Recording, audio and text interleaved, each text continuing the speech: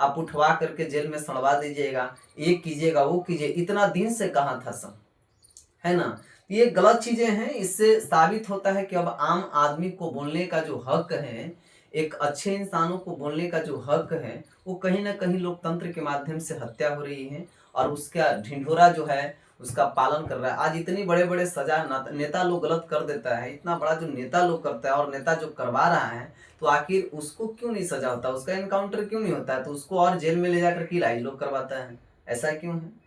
तो जेल में इलाज क्यों करवा रहा है भाई, तो एक आम आदमी को भी अगर ऐसा समस्या होता है तो उसको नहीं काहे इलाज करवाता है, उसको काहे नहीं इतना उतना उसको काहे कड़ी से कड़ी सजा देता है। अब देखते हैं कि मर्डर करने वाले लोग हैं, वो उसको कोर्ट में लाता है और अति जेल से डायरेक्ट आ करके शपथ ग्रहण करता है, उसकी सजा कब मिलेगी, उसकी इनकाउंटर कब होगा।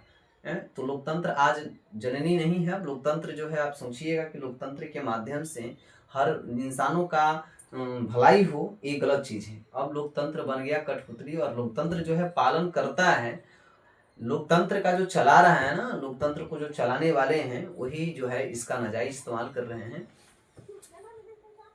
चलिए, तो चलिए आज हम ये सब जो चीजें हैं आप लोगों को हम बताने वाले हैं। प्रवास, प्रवास जो होता है ये प्रवास जो है प्रवास, तब प्रवास का मतलब होता है कि जब कोई स्त्री, है ना, जब कोई स्त्री अपनी गर्भ से बच्चों को जन्म देती है ना, जब कोई स्त्री अपने गर्भ से बच्चों को जन्म देती है तो इसे हम लोग कहते हैं क्या, प्रसव, है ना। क्या कहते हैं, प्रसव। प्रसव का मतलब होता है क्या, प्रसव का मतलब होता है कि जब कोई प्राणी, जब कोई स्त्री प्रजाति के जीव अपने गर्भ से बच्चों को जन्म देती है तो बच्चों को जन्म देने की इस क्रिया को क्या कहते हैं, प्रसव कहते हैं, है ना। प्रसव के समय जो है ऑक्सीटोसिन नामक हार्मोन जो है, ऑक्सीटोसिन नामक हार्मोन जो है और रिलैक्सिन, है ना, ऑक्सीटोसिन रिलैक्सिन, रिलैक्सिन नामक जो हार्मोन है ये तीव्र गति से स्रावित होता है और वो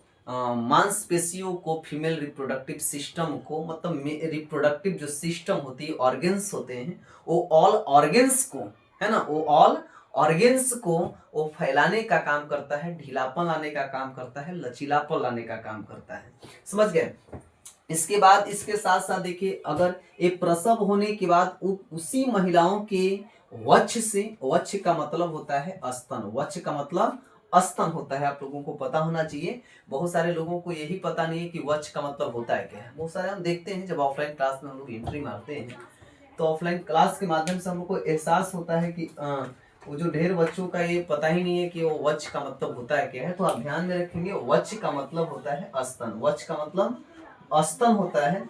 स्तन का है जिसकी सहायता से हम प्रत्येक स्त्री जो है अपने दूध को स्रावित करता है बच्चों को पीने के लिए, है ना। तो ये जिससे दूध निकलता है उसे क्या कहते हैं, वक्ष कहते हैं। और दूध निकलना, है ना, कोई भी स्त्री प्रसव के बाद जब उसके वक्ष से दूध निकलता है तो उसी को कहा जाता है दूध स्रवण कहा जाता है ना, स्रवण कहा जाता है। ठीक है।